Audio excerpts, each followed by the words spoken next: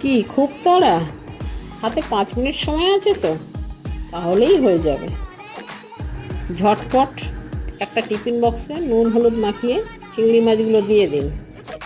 আর সর্ষে, পোস্ত, আদা, কাঁচা লঙ্কার একটা পেস্ট বানিয়ে নিন।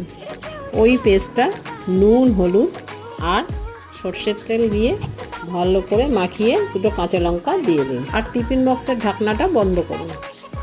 আরে যাচ্ছেন কোথায়?